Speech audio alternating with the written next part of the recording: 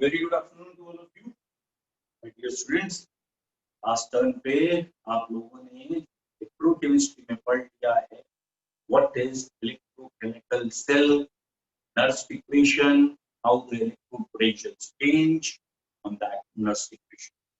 pH का relation एक रह गया था, पहले उसे पढ़ लेते हैं। pH का रिलेशन इलेक्ट्रोड पोटेंशियल से कैसे। बच्चों ये अगर हमने लिखा है दूसरा हाइड्रोजन का हाफ, बेटा हाइड्रोजन के हाफ से क्या आएगा, this one is H plus electron, it will give you H।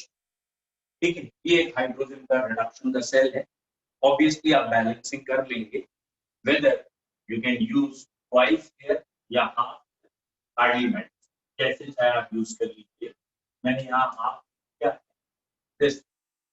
अब अगर मैं इलेक्ट्रोड पोटेंशियल निकालना चाहता हूँ तो E is equal to E naught minus 0.059 upon N, क्योंकि यहाँ 1 लॉग Q की जगह मुझे प्रोडक्ट में जहाँ पे H2 दिख रहा है, ये लिखा है मैंने बेटा pressure, partial pressure of hydrogen raised to the power half and divide में H आयन कंसंट्रेशन, ये होगा।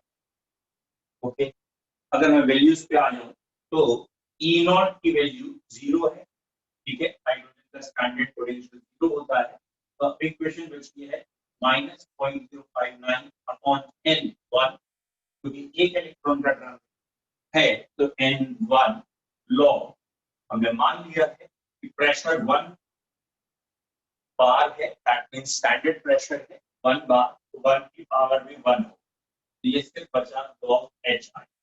तो यहाँ पे हमने कह सकते हैं कि यहाँ E नॉट 0 है हाइड्रोजन का, और इसलिए हमने आगे शो नहीं किया। ठीक है, रिडक्शन हो या ऑक्सीडेशन हो, व्हाटएवर, हाइड्रोजन का पोटेंशियल 0। और यहाँ पे हमने मान लिया है कि प्रेशर ऑफ हाइड्रोजन, अगर बेटा क्वेश्चन में गिवन है तो आप लगाएंगे, लेकिन most of the cases pressure of hydrogen is 1 bar. Now हम ये भी जानते हैं कि log 1 upon H ion concentration is pH, तो इतने की जगह pH लिख सकते हैं, इसलिए ये इक्वेशन हमारा, या इस इक्वेशन को हम कहेंगे relation between pH and electrode potential. And common sense बेटा, जब भी हम जनरलाइज बात करते हैं रिडक्शन पोटेंशियल होता है, तो H ion को भी H2 कह सकते हैं। हो सकता है वो ऑक्सीडेशन पोटेंशियल आपसे पूछ ले, तो आपको ध्यान रखना है कि बस माइनस की जगह प्लस साइन आ जाए। तो यहाँ थर्ड वाले में हमने क्या चेंज किया है, log 1 upon H ion concentration, इसकी जगह मैंने लिखा है यहाँ पे pH, तो ये यहाँ सब्स्टिट्यूट किया गया है, ये इक्वेशन बनी। तो एनसीईआरटी में क्वेश्चन है that pH is 10, give potential of hydrogen electrode. तो अगर बेटा किसी की pH 10 गिवन है, पोटेंशियल पूछा है, तो मल्टीप्लाइड बाय 10 करिएगा 0.59। Now the point is minus sign लगेगा या नहीं लगेगा, तो again it is a common sense, जब तक रिडक्शन पोटेंशियल की बात है माइनस साइन, मतलब उन्होंने पोटेंशियल स्पेसिफाई नहीं किया तो रिडक्शन, तो रिडक्शन में माइनस। तो दैट्स द नर्स इक्वेशन। बेटा नर्स इक्वेशन में एक और पॉइंट हम यूज या अप्लाई कर सकते हैं, दैट इज कंसंट्रेशन सेल्स। ठीक है, व्हाट आर कंसंट्रेशन सेल्स? बच्चों ऐसे सेल्स जिनमें कैथोड और एनोड एक ही एलिमेंट की बनी, concentration cell. Both cathode and anode are made up of same element. ठीक है, both cathode and anode are made up of, ठीक है, are made up of same element, एक ही एलिमेंट से बनी। ठीक है, तो अगर कैथोड एनोड सेम एलिमेंट की है तो स्टैंडर्ड पोटेंशियल सेम हो गया, and it is common sense E naught cathode minus E not anode, बेटा दोनों की वैल्यू सेम होने की वजह से 0 आ जाएगा, that means E naught cell is 0। तो बेटा पहला पॉइंट आ गया इसमें, कैथोड और एनोड एक ही एलिमेंट की बनी है, तो E नॉट सेल 0। ये कंसंट्रेशन सेल बच्चों दो तरह के होते हैं, one is termed as electrode concentration cell, electrode concentration cell. बेटा बेसिकली ये वो सेल हैं जिनमें जो हमारी रॉड है, इलेक्ट्रोड है, उसमें कोई अंतर है, मतलब दोनों सॉल्यूशन है तो जिंक की, लेकिन हो सकता है एक में जिंक अमलगम बना है और उसका कुछ डिफरेंट कंसंट्रेशन है, दूसरे में डिफरेंट। या न्यूमेरिकली अगर हम बात करें तो हमारे कोर्स में जो न्यूमेरिकल आते हैं इसमें कंसंट्रेशन सेल्स में, स्पेशली इन आईआईटी एडवांस और आईआईटी लेवल, मेंस लेवल में आते हैं, तो वहां प्रेशर चेंज करते हैं, गैस इलेक्ट्रोड ले लेते हैं। जैसे उन्होंने एक तरफ कह दिया है एनोड है, उसका प्रेशर 1 एटमॉस्फेयर या 1 बार है, और दूसरी तरफ कैथोड कह दिया और कहा बताओ यहाँ हाइड्रोजन का प्रेशर कितना होगा। मतलब दोनों जगह हाइड्रोजन गैस है, लेकिन प्रेशर में डिफरेंस है। तो प्रेशर में डिफरेंस कहने का मतलब इलेक्ट्रोड में। And second type of concentration cell is termed as electrolyte concentration cell. तो एक इलेक्ट्रोड कंसंट्रेशन सेल है बच्चों, एक इलेक्ट्रोलाइट। जनरली यहाँ प्रेशर में डिफरेंस है, there is difference in pressure, ठीक है, और यहाँ पे जो डिफरेंस है वो कंसंट्रेशन में difference. Obviously concentration of electrolyte में डिफरेंस है, यहाँ प्रेशर में। ना अगर कोई एक इक्वेशन लिखते हैं, उसे समझने की कोशिश करें तो ज्यादा अच्छा रहेगा।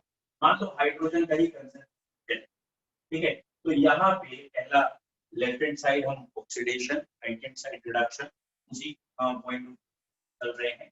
H2 HI salt bridge HI H2 and obviously platinum, मतलब ये इस पे एडजॉर्ब है।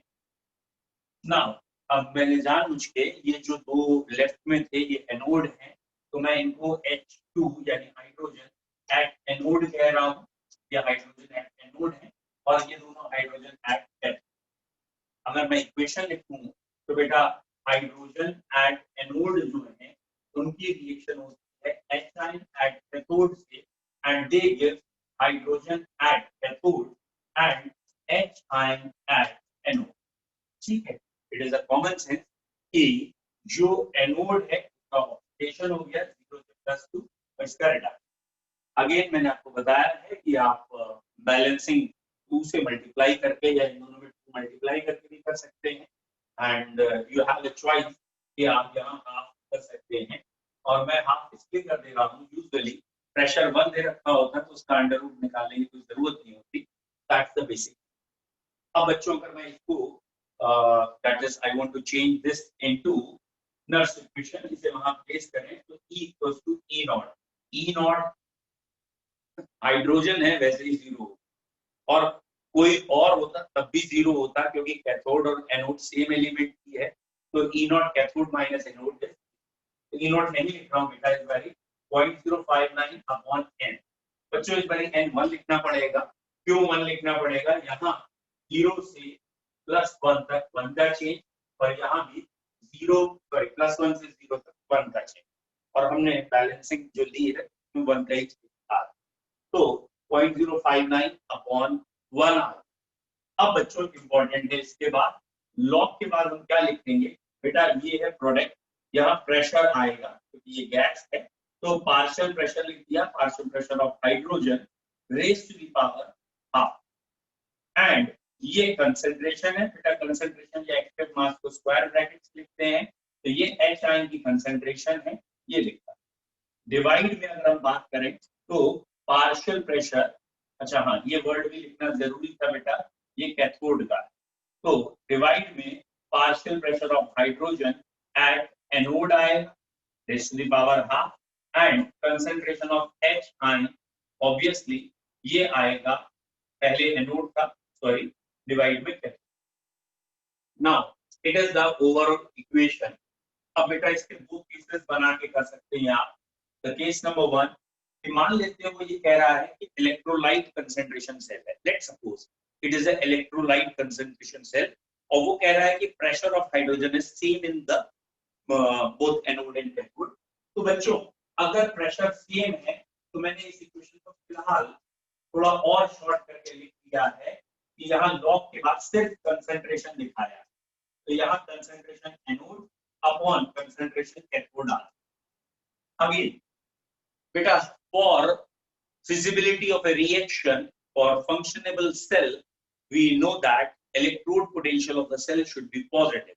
इसका आंसर प्लस में आना चाहिए, एंड इसका आंसर प्लस में तभी आ सकता है क्योंकि हम एक माइनस लगा है, यहाँ पे भी माइनस निकल गया। दैट मीन्स अगर कैथोड की कंसंट्रेशन एनोड से ज्यादा है, सपोज ये 10 है, ये 100 है, तो 1/10 1/10 ऑब्वियसली -1 होता है इसका लॉग, तो माइनस माइनस प्लस हो जाए। क्योंकि हम चाहते हैं कि ईएमएफ प्लस में आए, तो ईएमएफ को पॉजिटिव में लाने के लिए the concentration of H ion at anode should be less than concentration of H ion at cathode.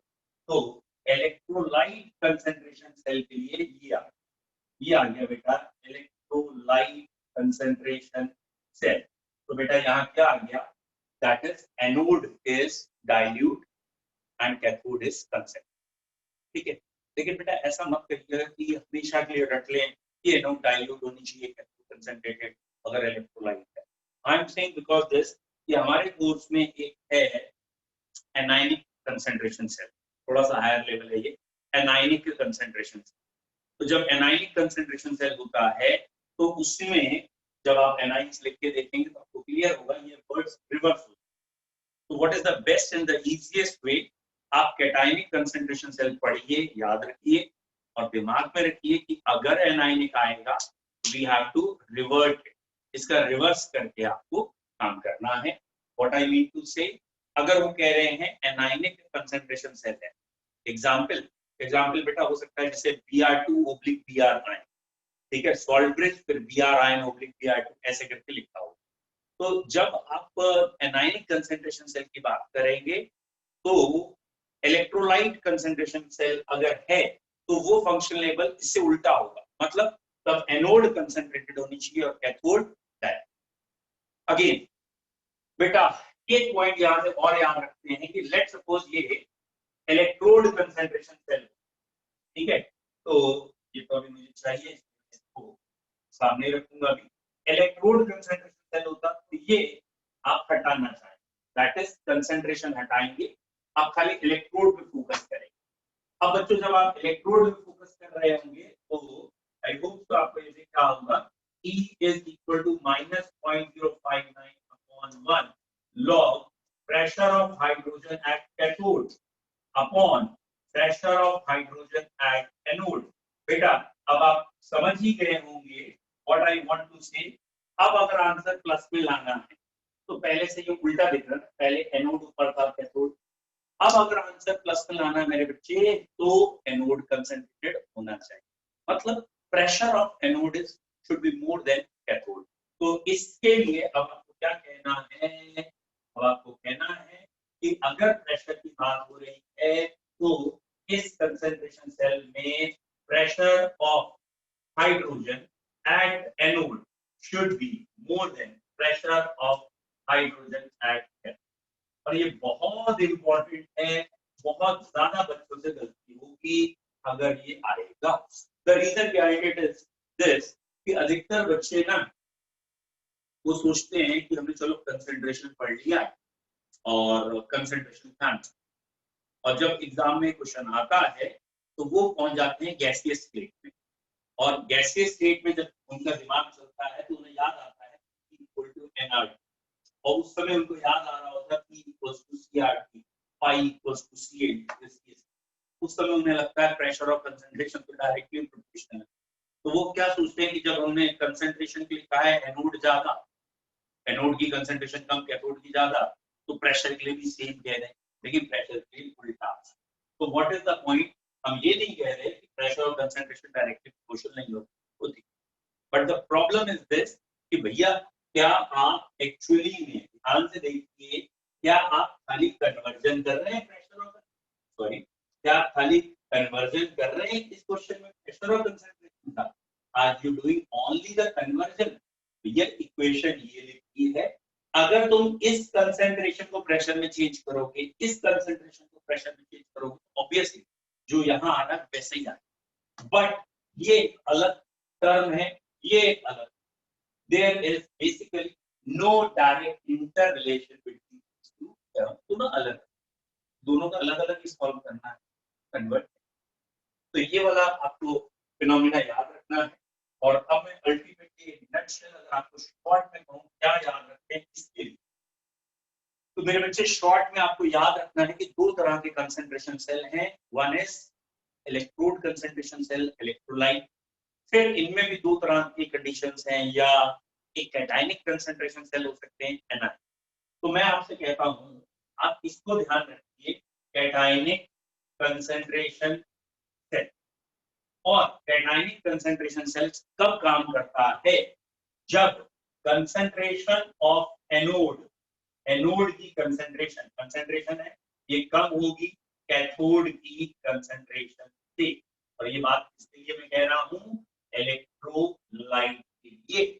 और अगर मैं प्रेशर के लिए कहूंगा तो उल्टा कहूंगा, अगर मैं प्रेशर के लिए कहूंगा तो मैं कहूंगा प्रेशर ऑफ एनोड ये बेटा ज्यादा होना चाहिए, स्क्वायर ब्रैकेट नहीं लगाते, ज्यादा होना चाहिए प्रेशर ऑफ कैथोड से। ठीक है बेटा। ना अब मैं कहना चाहता हूँ कि भाई बताओ ये कैटायनिक की जगह एनायनिक सेल होता, तो एनायनिक कंसंट्रेशन सेल में फिर वही बात, इलेक्ट्रोड और इलेक्ट्रोलाइट दो चीजें हैं, रिवर्ट करके लिखो। मतलब अगर कंसंट्रेशन की बात हो रही है तो एनोड, ठीक है बेटा, anode should be more concentrated than cathode, and the pressure of anode, अगर हम प्रेशर की बात कर रहे होंगे, the pressure of anode should be lesser than pressure of cathode. तो ये एक तरीका है, और एग्जाम तक ये हमें याद रहे, हमसे गलती ना हो। तो the best way is according to me, आप किसी एक पे फोकस करके याद कर लीजिए और बाकियों को उससे जंबल करके चेंज करके। तो अब हमारे पास आई नीड टू से कि हमने क्या क्या डिस्कस कर लिया है। ठीक है, तो बेटा हमने डिस्कस कर लिया था व्हाट इज इलेक्ट्रोकेमिकल सेल, और उस इलेक्ट्रोकेमिकल सेल में इलेक्ट्रोड पोटेंशियल क्या है, इलेक्ट्रोड्स कितने टाइप की हैं, और इनकी इक्वेशंस। अब एक थियोरेटिकल हेडिंग है यहाँ हम पढ़ सकते हैं, that is types of cell, जो एनसीईआरटी में है 4 या 5 तरह के जो जनरल सेल्स हैं। That is obviously voltaic cell सबसे पहला हमारा आता है, वोल्टिक और galvanic cells, and followed by mercury cell. ये भी कई बार हमसे पूछा गया है कि मरकरी सेल का वोल्टेज 1.35 वोल्ट क्यों है थ्रू आउट द लाइफ, क्योंकि इसकी जो फुल इक्वेशन आप देखेंगे, फाइनल इक्वेशन कैथोड और एनोड की इक्वेशन मिला के, तो उसमें कोई भी term you can say ionic form में नहीं। और अगर आयनिक फॉर्म में कोई भी टर्म नहीं है फाइनल इक्वेशन में, तो ऑब्वियसली में आप जब इक्वेशन लिखेंगे, नर्स इक्वेशन, कोई भी टर्म नहीं है, देयरफॉर उसका potential through out the life same, ये मत करिए। But for the examination of CBSE 2021, अगले साल के लिए ये वाला टॉपिक, थ्योरेटिकल टॉपिक, सिलेबस से हटा है। आपका ये वाला टॉपिक फिलहाल आपके सिलेबस में नहीं, ठीक है। तो थ्योरेटिकल टॉपिक है, इसके लिए हम एक बार फिर अलग से भी पढ़ लेंगे जिसका नाउ। ये बस सोचिए सिलेबस से हटाया है तो कॉम्पिटिशन में हट गया है या हम नहीं पढ़ेंगे, ठीक, सिलेबस में हट गया है तो बता दिया जाएगा। ये इस साल बोर्ड के लिए जरूरी नहीं है पूरी एग्जामिनेशन के, but in general it is very good for, ये अच्छे टॉपिक्स हैं फॉर कॉम्पिटिटिव लेवल। कई बार कॉम्पिटिशन में छोटे अच्छे क्वेश्चन आए। ओके, ऐसे ही इलेक्ट्रोलिटिक सेल्स की तरफ अब मूव करना है। ये इलेक्ट्रोकेमिकल सेल हो गया है, इलेक्ट्रोकेमिकल सेल में खाली जो बचा है थ्योरी ऑफ सेल्स बची है कि निकल कैडमियम सेल क्या है, इनको पढ़ेंगे। अब हम नेक्स्ट टॉपिक पे मूव करते हैं जो है हमारा इलेक्ट्रोलिटिक सेल।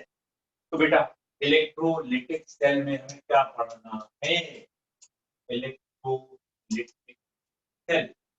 आई होप आपको पता है, याद आ गया होगा कि ये वो सेल है जिसमें हम बाहर से एनर्जी देते हैं, ऑब्वियसली इलेक्ट्रिकल एनर्जी दे रहे हैं, वो अंदर जाके इलेक्ट्रोलिसिस करा रही है, इलेक्ट्रोलाइट्स को ब्रेक करा रही है। एक नॉन स्पॉन्टेनियस रेडॉक्स रिएक्शन कराने के लिए हम एनर्जी दे रहे हैं, and this phenomena is known as electrolysis, electrolytic cell. अब पॉइंट क्या है, इस इलेक्ट्रोलिटिक सेल में लॉज बने हैं, जैसे पहला है फैराडे लॉ।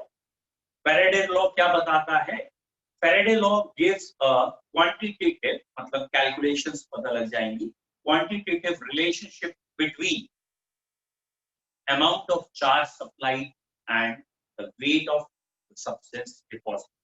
आपने कितना सप्लाई किया है चार्ज I into T, और उससे कितना वेट इलेक्ट्रोलाइट का डिपॉजिट या इवॉल्व हो रहा है, 10 ग्राम 20 ग्राम और व्हाटएवर द वैल्यू, और एलिमेंट कौन सा लें तब क्या। तो उसके लिए हमें को लॉज दिए गए हैं, laws of given by Faraday, ठीक है, ये फैराडेज लॉज है, ठीक, फैराडेज लॉज ऑफ इलेक्ट्रोलिसिस पूरा वर्ड, ठीक है बच्चों। तो फैराडे लॉ हमें जो पढ़ने हैं, इसमें दो लॉ इन्होंने दिए हैं, one is Faraday first and other is second law. Faraday first law basically ये बेस है, और उसके बाद जब सेम सेल में हम बात कर रहे होंगे, आई मीन टू से फैराडे फर्स्ट लॉ में ये कहा गया था कि आप जितना चार्ज ज्यादा सप्लाई करेंगे उतना वेट ज्यादा डिपॉजिट होगा, इसे भी डिटेल। और सेकेंड लॉ में ये कहा गया है कि अगर चार्ज फुल है तो इस प्रोपोर्शनैलिटी की जगह क्या आएगा, तो उसमें कहा गया है अगर चार्ज सेम है तो आप यहाँ कह सकते हैं इसका इक्विवेलेंट मास ज्यादा है, उसमें सबसे ज्यादा डिपॉजिट हो। तो इन दो लॉ को हमें डिटेल करना है, फैराडे लॉ। ओके, सो बच्चों मैं चाहूंगा कि पहले आप जितना आज नर्स इक्वेशन तक का फिनोमेना हुआ है उसे कंप्लीट कर लीजिए, नेक्स्ट टर्न पे हम फैराडे लॉ कर लेते हैं, ठीक है। ओके बेटा, हैव ए नाइस टाइम।